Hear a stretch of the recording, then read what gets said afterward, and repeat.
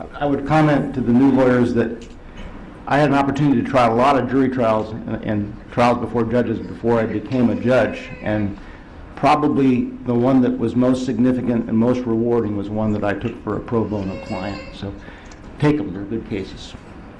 It seems only fair that one of you should have the opportunity to speak today.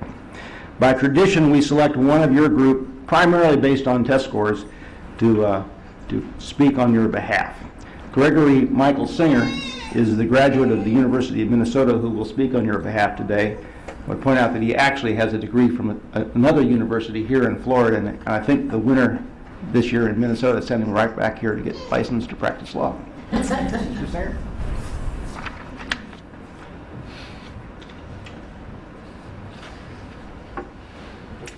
Thank you, Judge Altenberg. Justices of the court, friends, family, distinguished guests, thank you all for being here. I'm truly honored and humbled to stand before you today. To tell you the truth, I've never spoken in front of nearly this many people before, and particularly not this many people with this degree of intellect and accomplishment in this room. So I apologize if I'm nervous. As many of you know firsthand, it's taken an immense amount of effort, dedication, and perseverance for all of us new attorneys to reach this point in our lives. But despite that effort, none of us arrived here on our own. We each owe a tremendous debt of gratitude to all of the people who have helped us along the way. To our teachers, our professors, and our mentors who have guided us throughout the years, and to our friends, family, and loved ones who have stood by us through all the stresses and long nights we've all experienced. We owe our thanks. This great accomplishment, in truth, belongs to everyone who supported us as much as it belongs to ourselves. And make no mistake, being here in this courtroom today is no small accomplishment for any of us. There's no easy path here.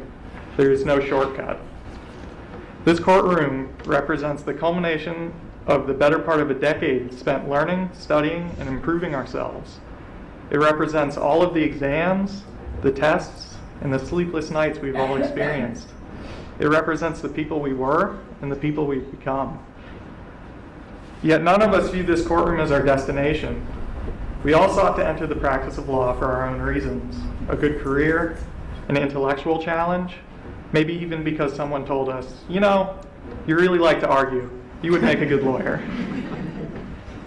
But regardless of our varied reasons, I believe that all of us, at least in part, aim to help those in need, to find injustice, to correct it, and in doing so, help to further a free and fair society.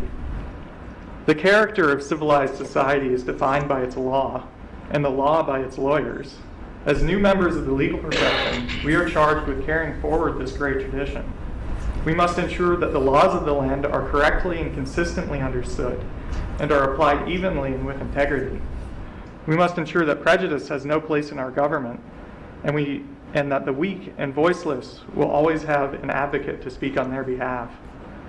If we take these ideals to heart and conduct ourselves with truth and sincerity, society and the legal profession will be better for it. That said, ideals are, by their very definition, removed from reality. For a great many of the young attorneys seated here today, myself included, far more practical concerns weigh heavy on our hearts. The practice of law, from our perspective, has become synonymous with high debt and limited employment opportunities.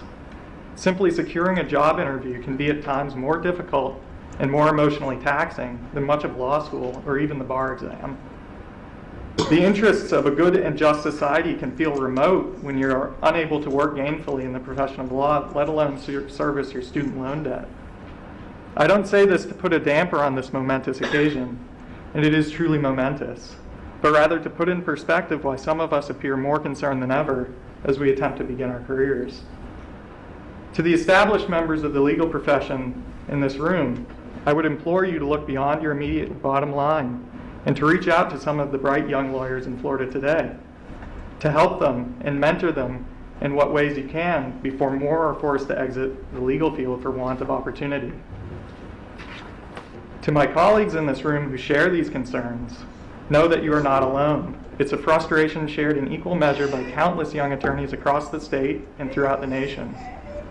But dwelling on such realities accomplishes nothing. The road ahead of us is a crucible of challenges that at times may seem insurmountable, but we will persevere and we will overcome.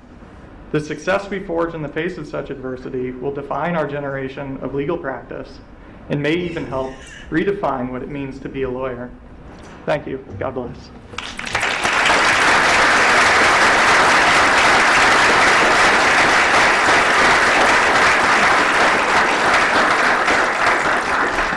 Thank you, Mr. Singer. Even if you were nervous, you did a great job. When you stop being nervous as a public speaker, you stop being good. So keep it up.